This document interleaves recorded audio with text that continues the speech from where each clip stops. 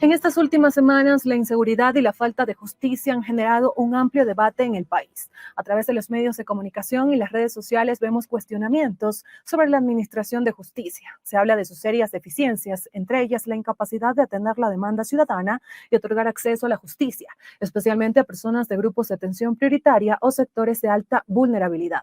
Carencias institucionales, falta de presupuesto y articulación entre las diferentes instancias de justicia y su mecanismo de evaluación y designación de jueces, que deja las puertas abiertas para que actos de corrupción y bandas criminales puedan hacerse espacio en las filas judiciales. Sobre este último tema se les cuestiona a los jueces, fiscales y demás operadores de justicia las sentencias y resoluciones para favorecer a tal o cual persona. Por ello impactó tanto la noticia de un juez que dejó en libertad a alias Elvi, supuesto cabecilla de la banda criminal Los Tiguerones. ¿Por qué un juez dejó en libertad al integrante de una peligrosa banda criminal? ¿Qué pasa con la justicia del país? ¿Cómo evitar que se infiltre la corrupción en el sistema de justicia? ¿Qué rol juega el gobierno para la restauración del respeto y la confianza en los órganos del Poder Judicial?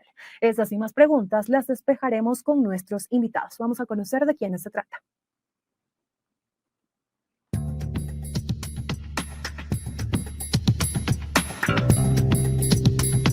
Lady Zúñiga, doctora en jurisprudencia, ex ministra de Justicia, ex secretaria de Prevención de Drogas, fue presidenta del Consejo de Rehabilitación Social y presidenta del Plan de Erradicación de Violencia de Género, así como ex secretaria de Prevención de Drogas. Actualmente es coordinadora de Prevención de Violencia de Género de la Prefectura de Pichincha. Néstor Arbito Chica, abogado guayaquileño con más de 20 años de experiencia en reforma y modernización de justicia, consultor del Banco Mundial en el proyecto Pro Justicia, exministro de Justicia, fue vocal principal del Consejo de la Judicatura y fue miembro de la Comisión de Elaboración del Código Orgánico General de Procesos. Y Mauricio Alarcón Salvador, abogado y máster en Dirección y Gestión Pública, consultor para organizaciones nacionales e internacionales en temas de derechos humanos, libertad de expresión, participación ciudadana, transparencia y lucha contra la corrupción. Es director ejecutivo de Fundación Ciudadanía y Desarrollo.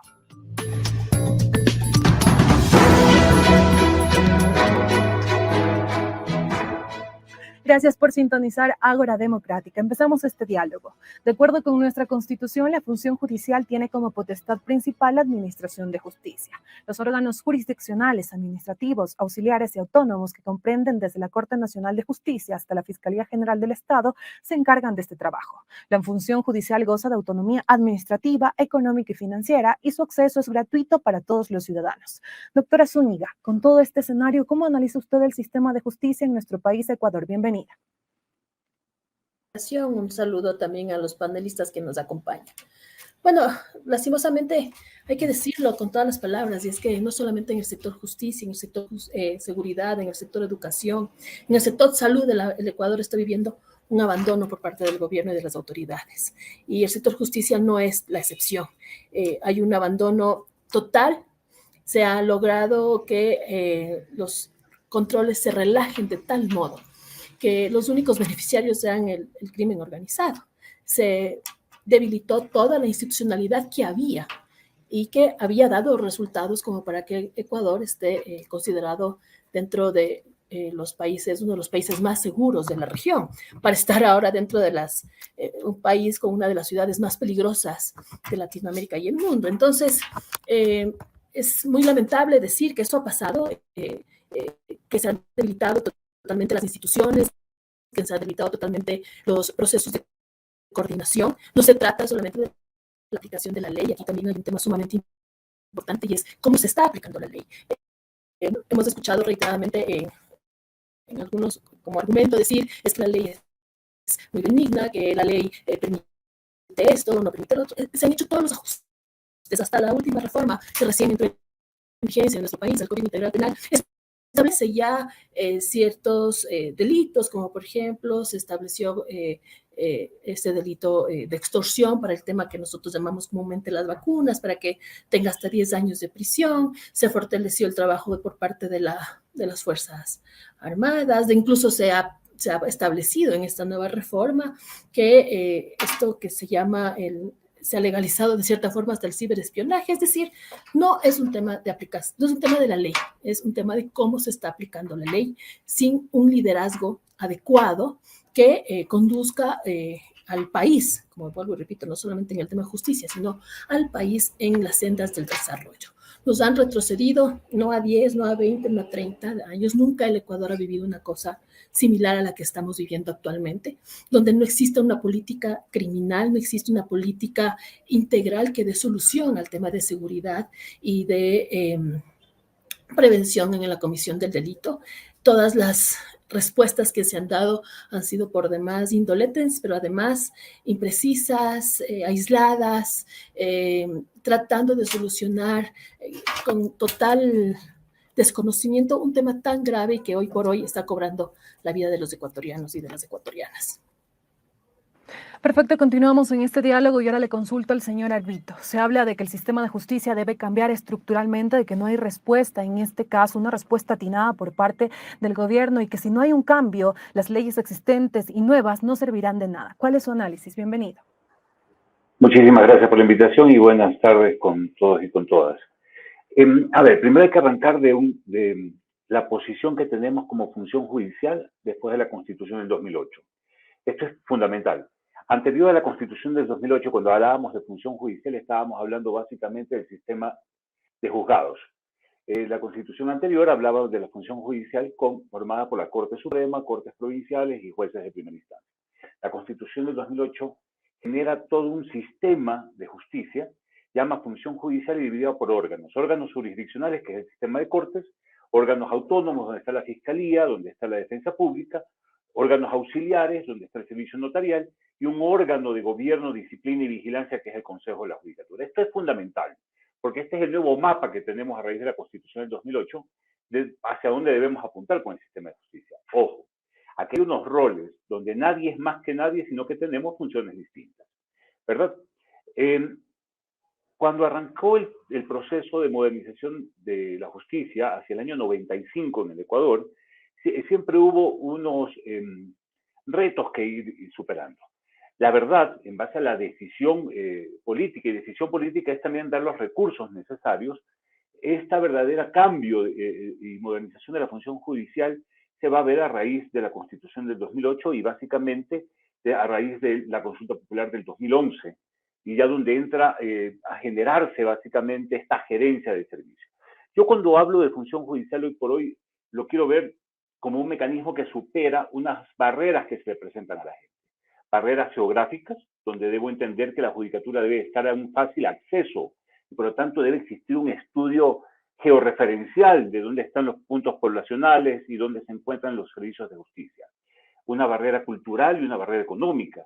Es decir, el acceso a la justicia es un acceso a un servicio que es entendido y comprendido por la ciudadanía y donde la ciudadanía entiende y encuentra una respuesta adecuada. Y los costos, hablar del patrocinio legal, de un abogado, transporte, ciertos valores. Ante esto, en su momento, la función judicial del Consejo de la Judicatura siguió una tesis de incremento del número de jueces. Hacia el año 2018, Ecuador cerró con un promedio de 12 jueces por cada 100.000 habitantes y nos encontrábamos con una recién llegada oralidad procesal en materias no penales. El famoso Código Orgánico General de Procesos había entrado en vigencia hacia mayo del año 2016 y estábamos todavía recopilando información.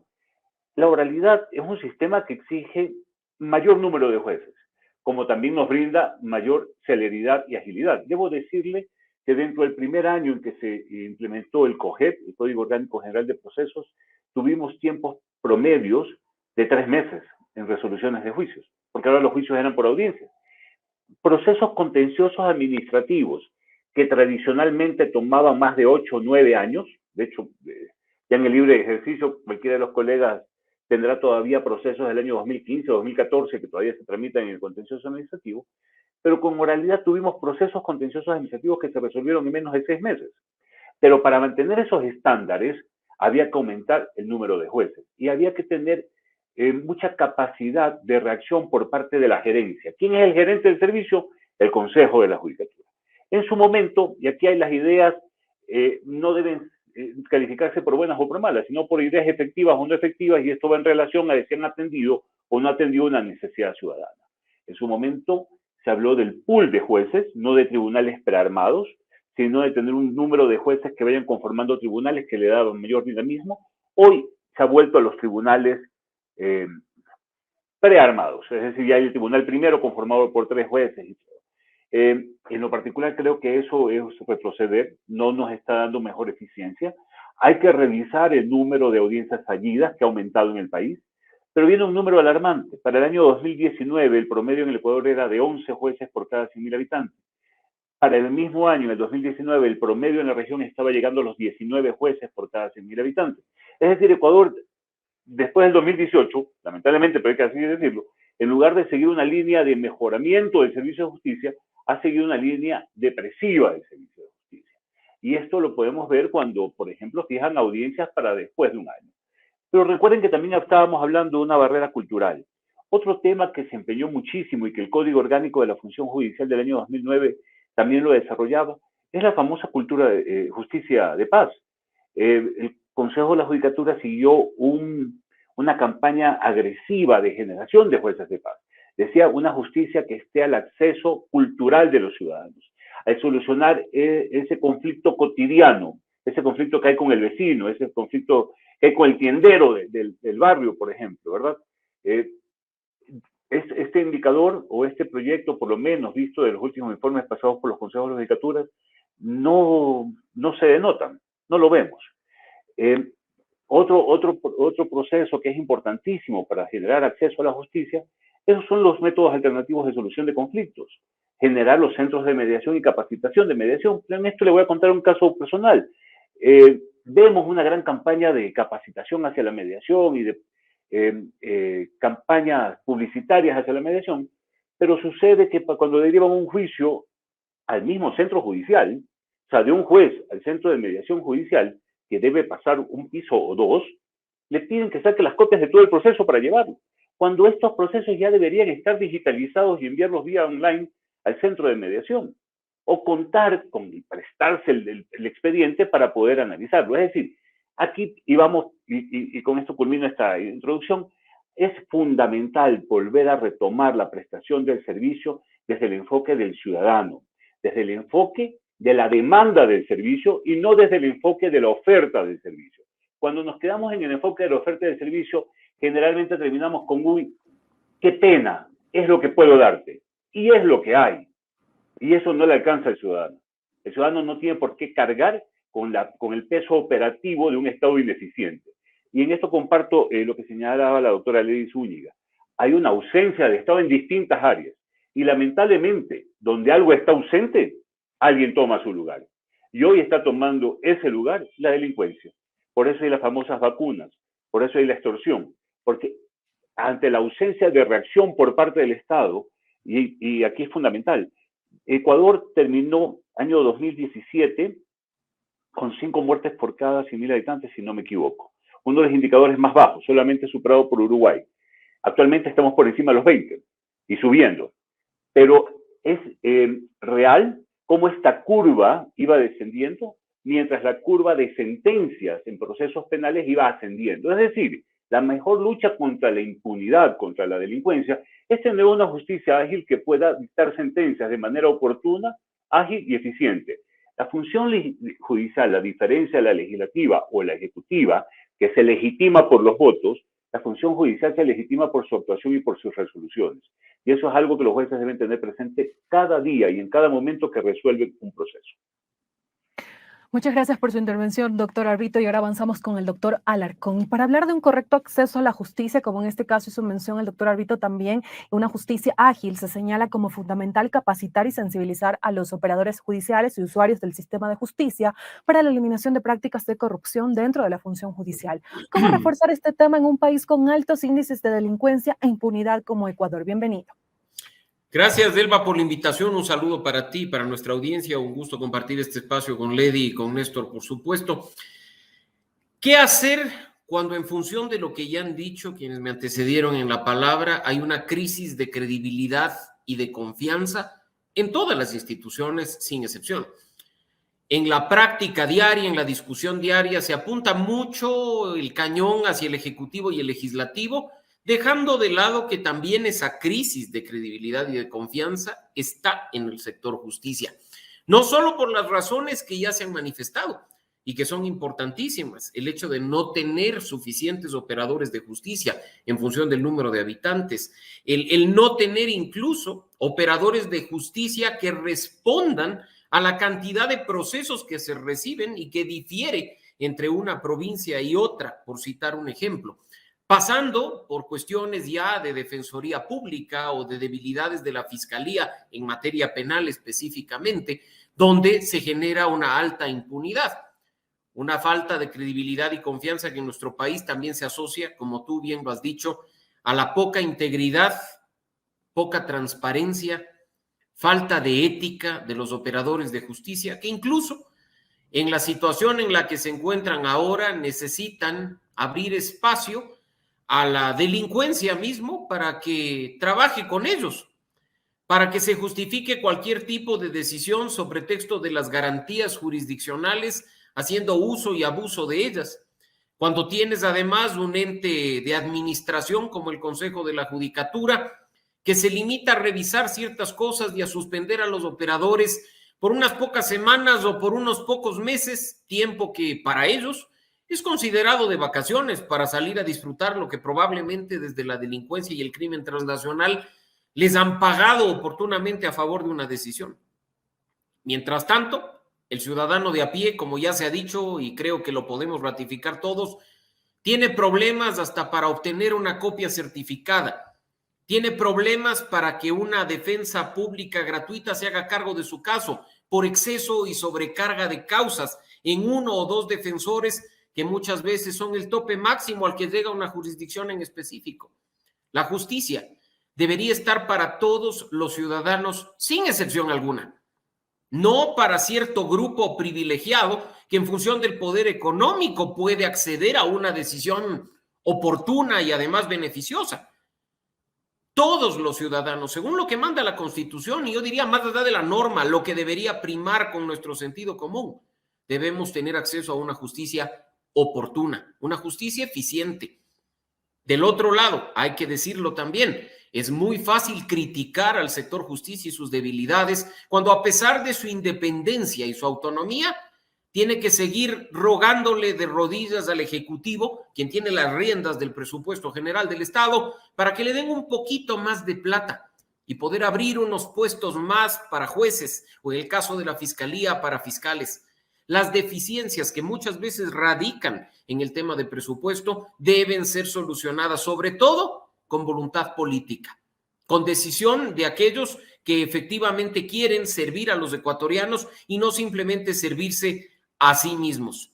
El momento en que empiecen a cambiar las cosas será cuando efectivamente quienes tienen el poder decidan empezar a poner la justicia en servicio y a servicio de los ecuatorianos, no simplemente, insisto, de un pequeño grupo de beneficiados o privilegiados. Gracias por su intervención, señor Alarcón, y continuamos en Ágora Democrática. Gracias a todas las personas que nos sintonizan a través de los medios afiliados a Corapi que nos permiten ingresar a sus hogares y lugares de trabajo en la costa, sierra, Amazonía y Galápagos.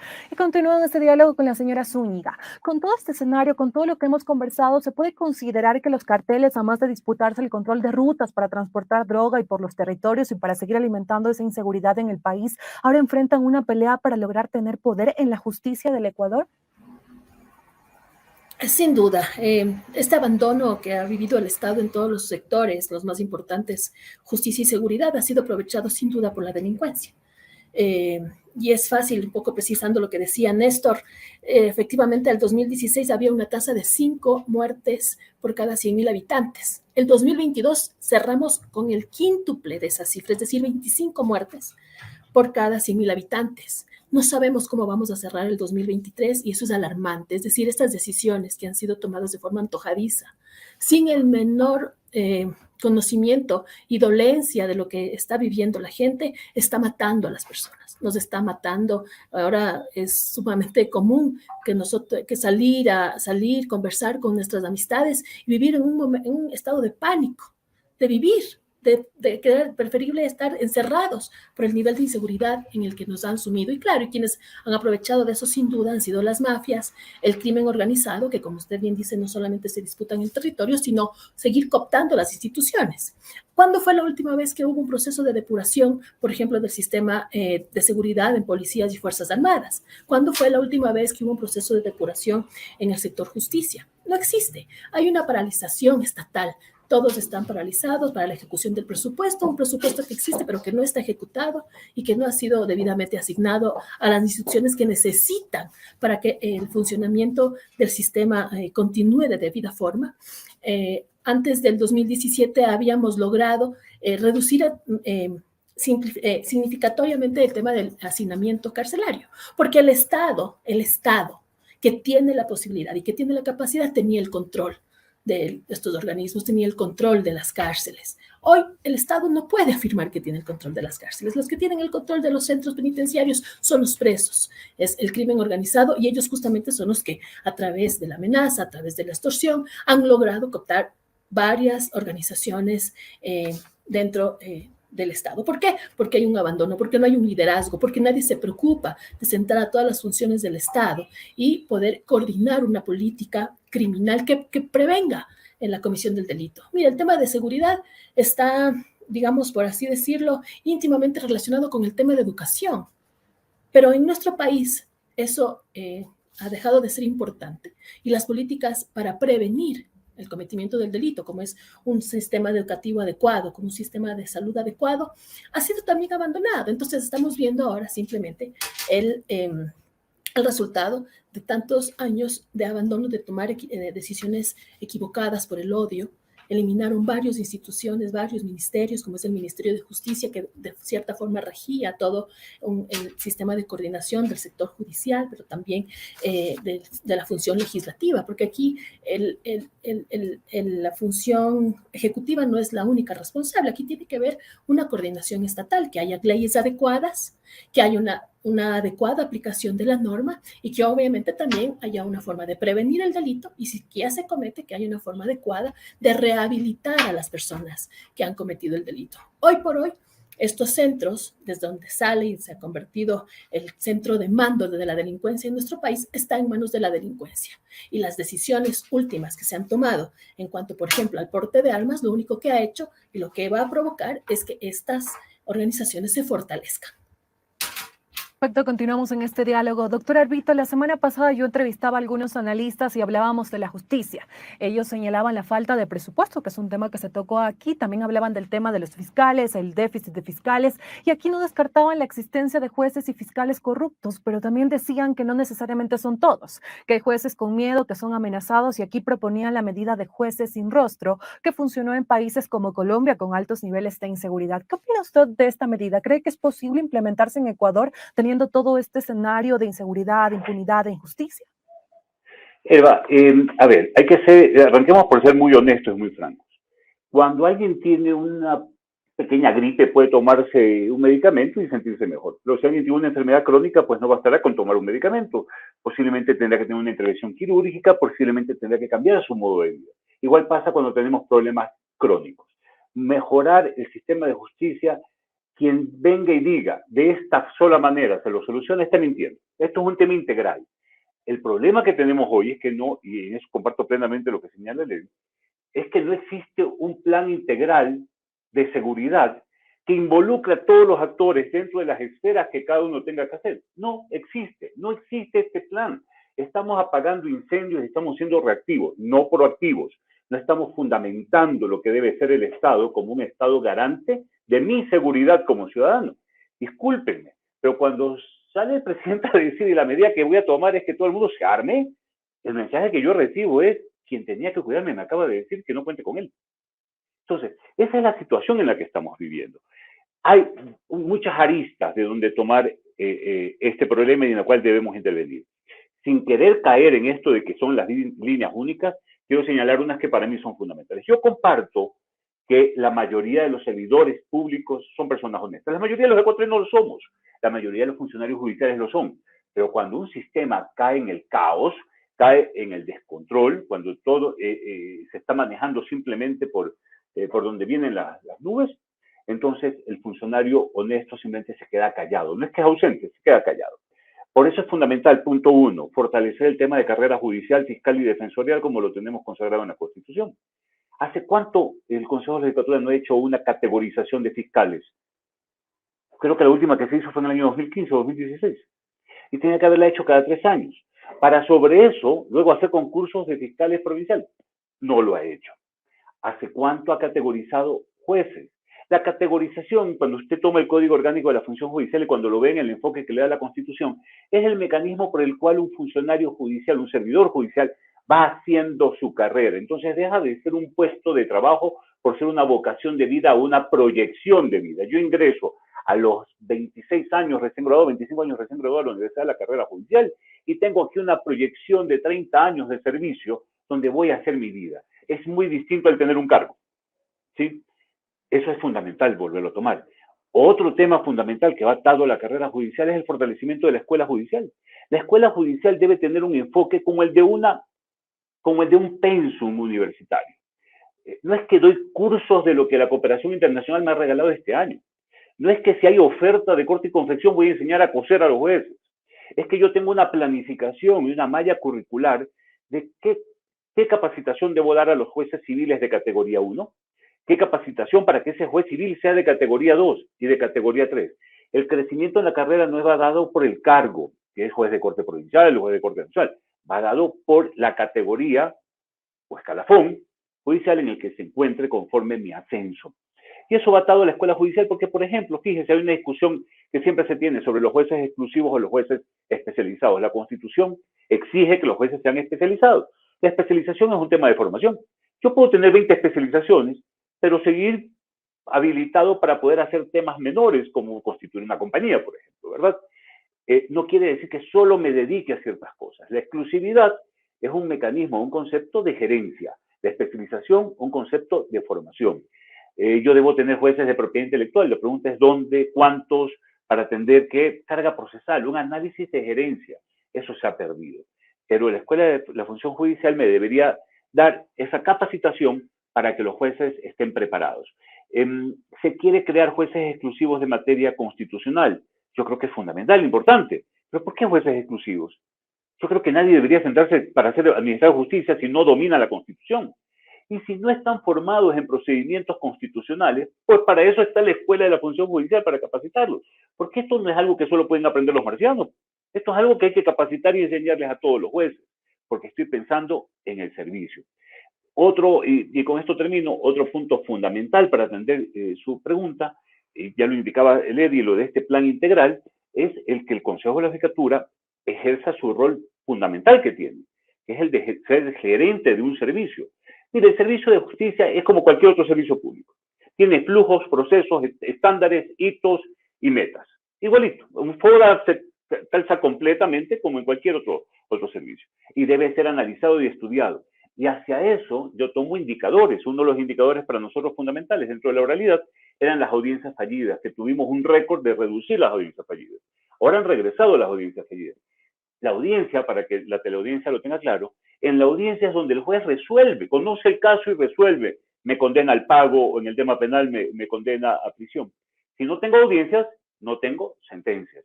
Si tengo muchas audiencias fallidas, quiere decir que todo lo que yo estoy haciendo no está sirviendo para nada. Es como un equipo de fútbol que se dedica a volantear en medio campo sin meter goles. Y yo necesito que existan los goles. Ese indicador para nosotros era fundamental. Teníamos distintos indicadores que estaban puestos en un control de mando, en un balance scorecard, donde se podían ir tomando medidas de reacción.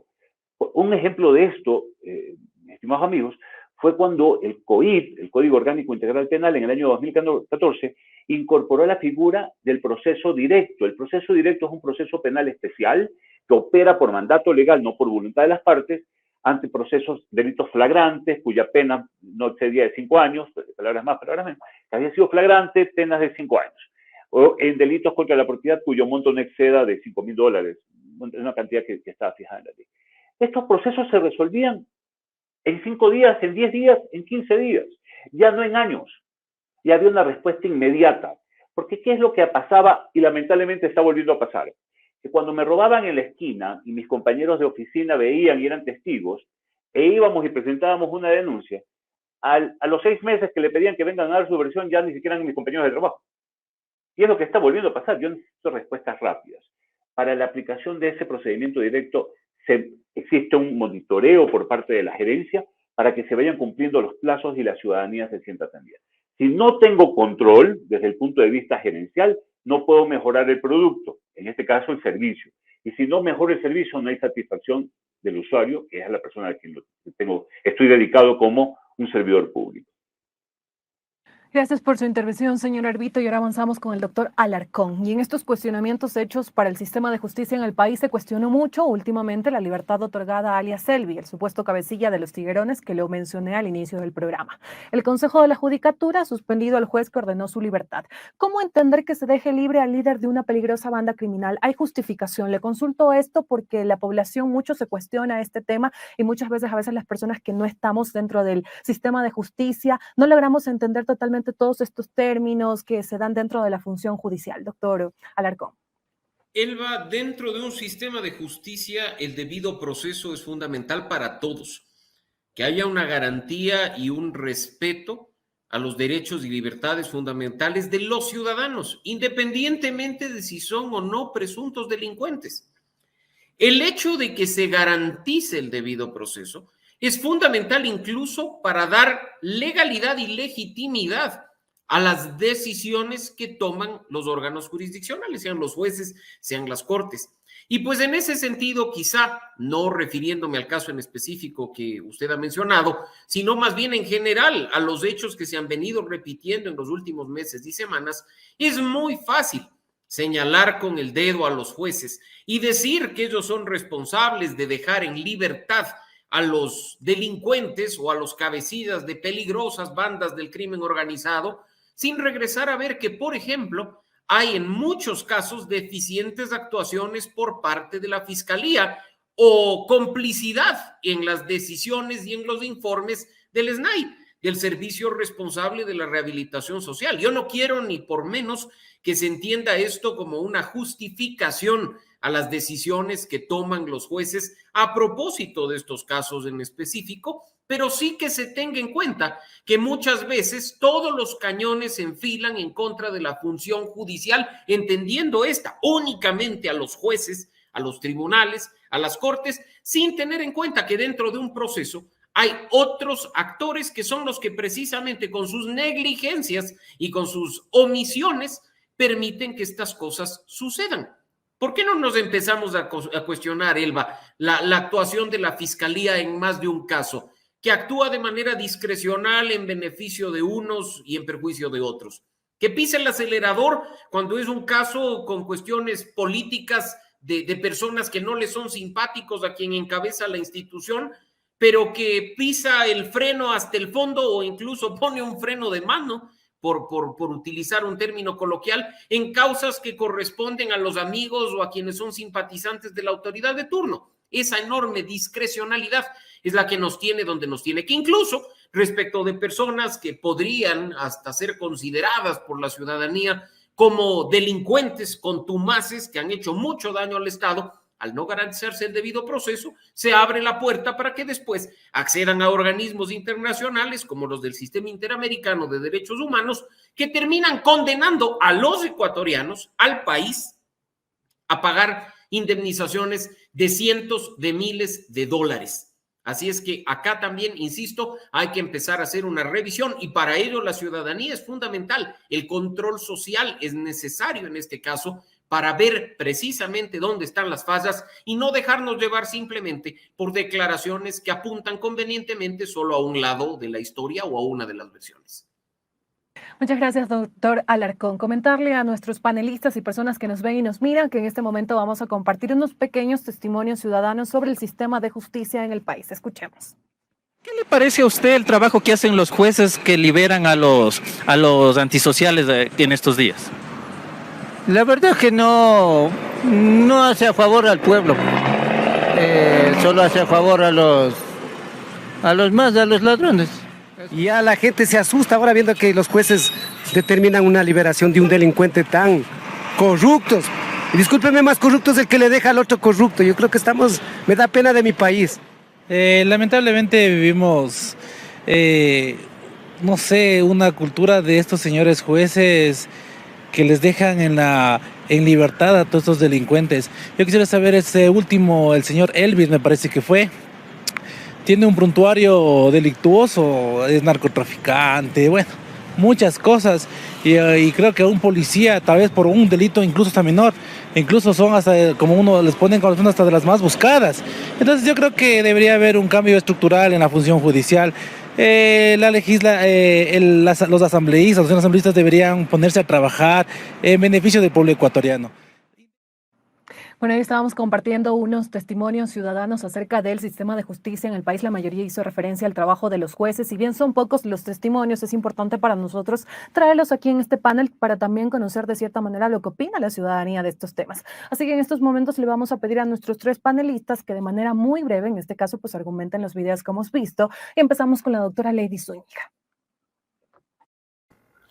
Claro, es lamentable, a mí me duele realmente escuchar la voz de nuestros conciudadanos, de nuestro pueblo, una voz de total desidia, de desesperanza.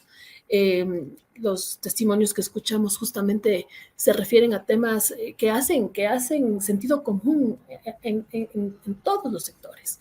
Como una persona como alias Delvi pudo haber sido liberado después de un trabajo realizado operativo para su detención. Habrá que analizar el caso en su totalidad, porque de lo que yo estuve analizando, justamente a esta persona le detienen por porte de armas. Entonces, seguramente habría que ver cuál fue la justificación para liberarlo. Si era el delito por el que se le detuvo, era el delito que correspondía a los accionares de este aparentemente peligroso delincuente, o no, porque también los jueces y los fiscales tienen que actuar conforme a los hechos que circunscribieron la detención. Entonces, esto es un tema sumamente importante, pero se vive, ¿no es cierto?, la desidia y la inseguridad por parte de todo el pueblo ecuatoriano, que no confía ya en la justicia, pero no confía no solo en la justicia, en los señores jueces ni en los señores fiscales, no confía en el tema de seguridad, en las autoridades, no ven en ellos una solución a este grave problema.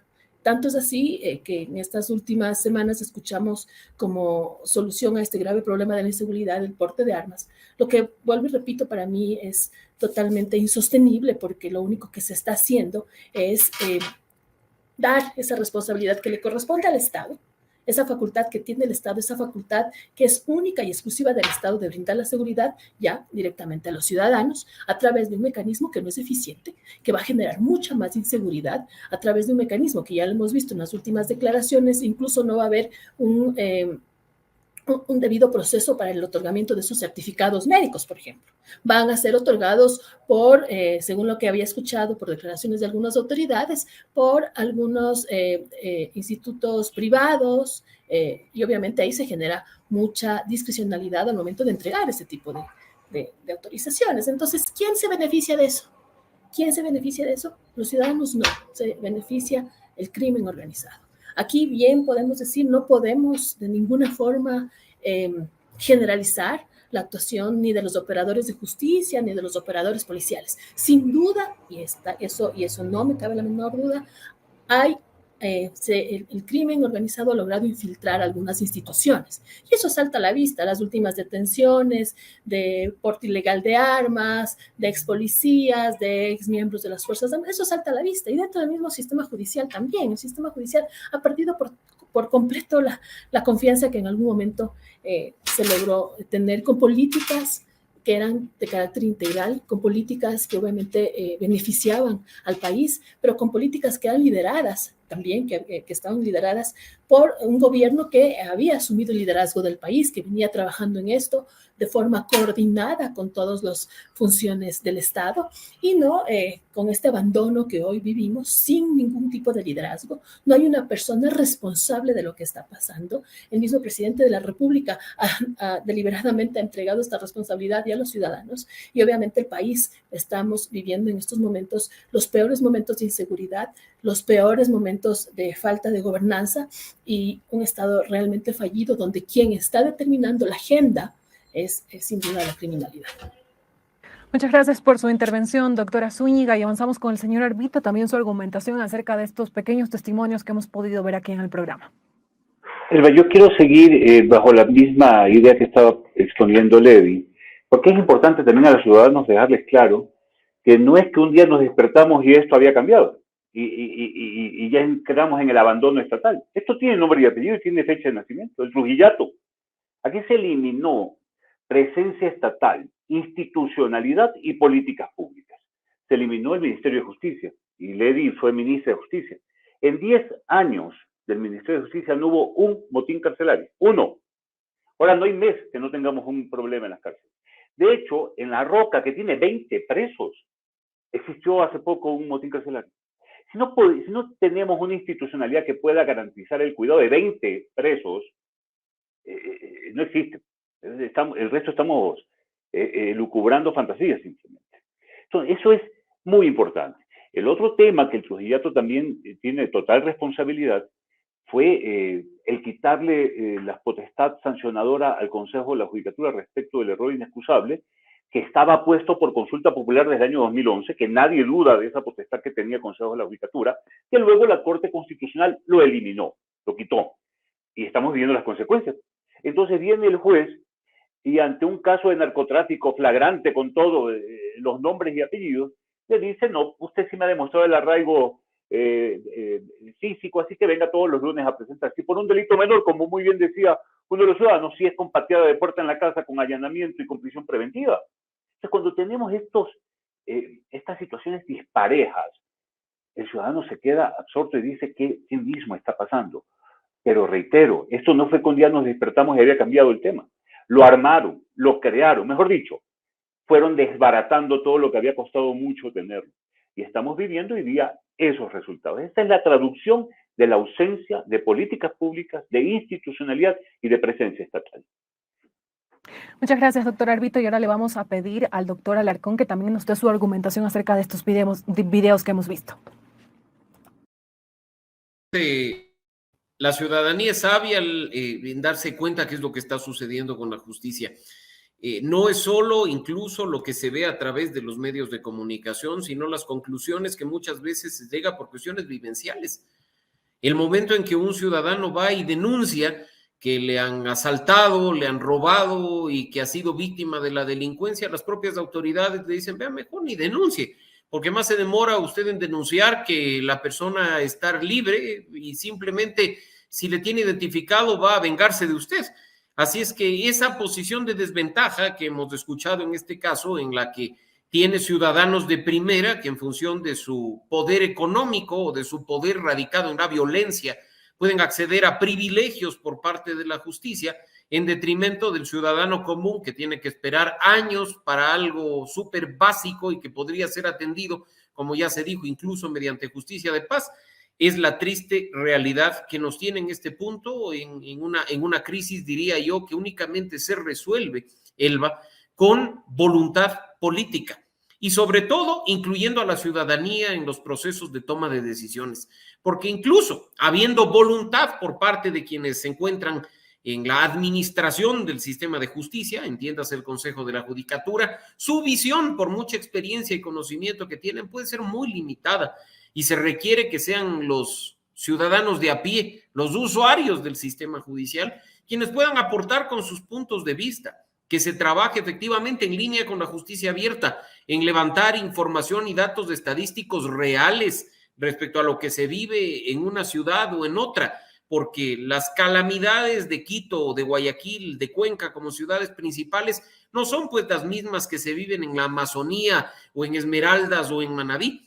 La justicia incluso dentro de esas políticas públicas ausentes o los planes y programas que tampoco se ven por parte de las instituciones encargadas de aquello, deben también responder a una realidad que, insisto, únicamente se puede lograr si es que se trabaja de la mano con la ciudadanía.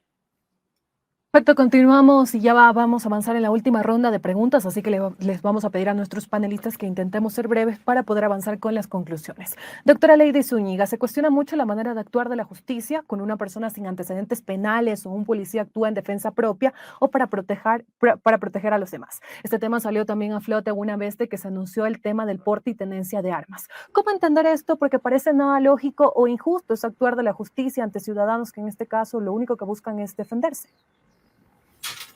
Vuelvo a decirlo nuevamente, el debilitamiento del sistema de justicia justamente pasa por este tipo de hechos. Que sean los policías los que tienen temor de actuar ante la criminalidad, es por una sola cosa, es porque no hay un liderazgo estatal, es porque el policía, la institución que debería dar seguridad, se encuentra también primero de cierta forma contaminada por parte del crimen organizado, pero también porque no hay un liderazgo, porque no tienen a la cabeza alguien que se preocupe de dotarles de los implementos necesarios para que puedan brindar esta garantía de la seguridad a través de los patrulleros, los UPCs. Todos los UPCs están destruidos, los patrulleros ni siquiera tienen para la gasolina. Entonces es un policía que obviamente ya pues, se pone a pensar entre su propia vida, ¿no? ¿Qué es lo que está de por medio? Porque obviamente la aplicación de justicia no le da las garantías para poder actuar, pero también hay una, de cierta forma, en algunos casos, sin generalizar, también hay una permeabilidad por parte de la criminalidad. Aquí hace falta que que haya un Estado fuerte que retome ese control. El Estado no puede estar, como hasta este momento, supeditado a las fuerzas del crimen organizado. El Estado tiene la posibilidad. El Estado tiene las condiciones, el Estado tiene el presupuesto para imponerse las bandas criminales, pero no ha habido ni decisión y no ha habido tampoco el liderazgo para poderlo hacer. Y eso hoy por hoy nos lo está cobrando la vida de los ecuatorianos y de las ecuatorianas. Esa falta de decisión, esa falta de voluntad política, todos los días cobra vidas de ecuatorianos y ecuatorianas de nuestro país.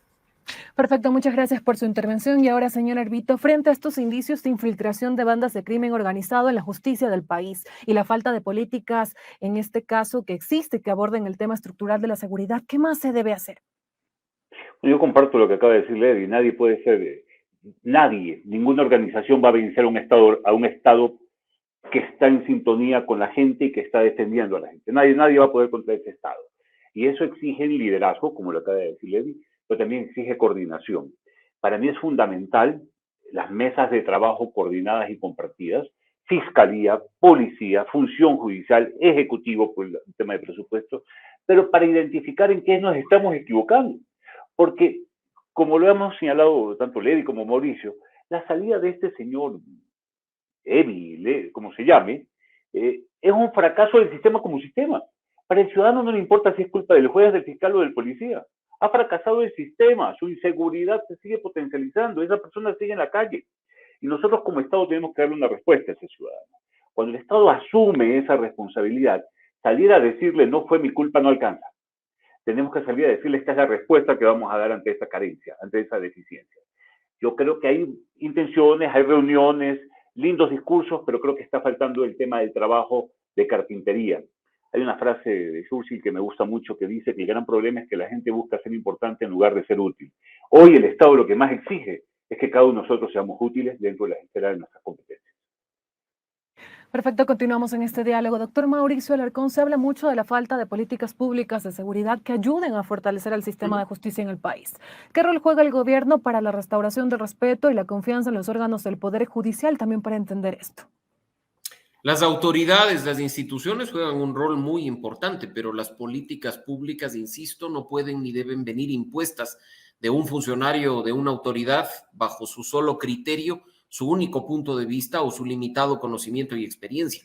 Las políticas públicas, los planes y los programas tienen que ser co-creados, porque las víctimas de las negligencias judiciales, las víctimas de la crisis judicial actual, no son pues las autoridades que probablemente gozan de fuero de corte o de trato privilegiado como hemos visto en el último tiempo, sino los ciudadanos comunes que hasta para iniciar un simple trámite dentro de la justicia prácticamente les piden cuestiones inalcanzables para la gran mayoría de ecuatorianos. Así es que esos planes y esos programas Esas políticas que hoy son ausentes deben ser trabajadas de la mano de los ciudadanos. Como ya se decía hace un momento y coincidiendo completamente con lo que han mencionado tanto Néstor como Ledy, es vital que arrimemos el hombro, que no esperemos que venga un funcionario con una varita mágica a decir mañana tenemos una nueva justicia, o que con discursos rimbombantes y moviendo las manos en videos extravagantes nos venga a decir que ya todo ha cambiado. Lo que necesitamos es que se empiece a trabajar desde la ciudadanía, desde la colectividad, que el control social esté presente, que la denuncia a los malos funcionarios se pueda dar sin temor a represalias, que los medios de comunicación, las organizaciones de la sociedad civil hagan su trabajo y también levanten la voz, y que del otro lado haya autoridades lo suficientemente maduras para aceptar la crítica, no tomársela personal y pensar siempre en función de país, no de sus intereses particulares o de sus objetivos políticos.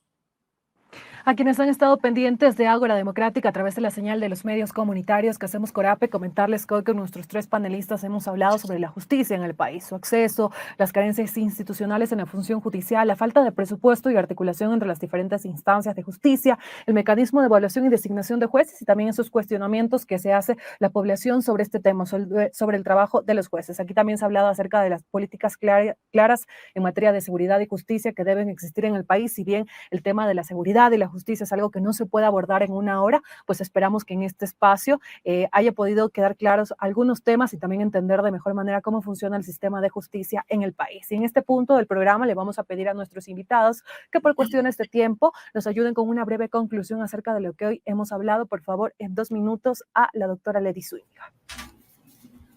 Bueno, muchas gracias nuevamente por la invitación. Y sí, ¿cuál es el reto que tiene el Ecuador en cuanto a justicia y seguridad? Que se pueda retomar el liderazgo del Estado sobre la criminalidad. Ese es el gran reto. Cómo hacerlo con voluntad, con decisión política y obviamente con un liderazgo que sepa cómo conducir este país. Continuamos y ahora le vamos a pedir al doctor Néstor Arbito, así es, ¿cuáles son los retos y desafíos de la justicia en el país? Su conclusión en 2 minutos, por favor. Primero que nada, muchas gracias por la invitación. Básicamente que las instituciones vuelvan a tomar su rol, vuelvan a tomar su enfoque, está dado en la Constitución, está dado en la ley, no hay que inventar el agua tibia, simplemente hay que tener vocación de servicio y sobre todo saber que nuestro rol como ciudadano en un periodo muy temporal de funciones debe ser siempre pensar en cómo mejorar la vida de los ciudadanos. Listo, perfecto. Ahora le vamos a pedir al doctor Mauricio Alarcón que también nos ayude con su conclusión, por favor. Muchas gracias, Elba, por la invitación. Un gusto haber compartido este espacio con Néstor y con Ledy.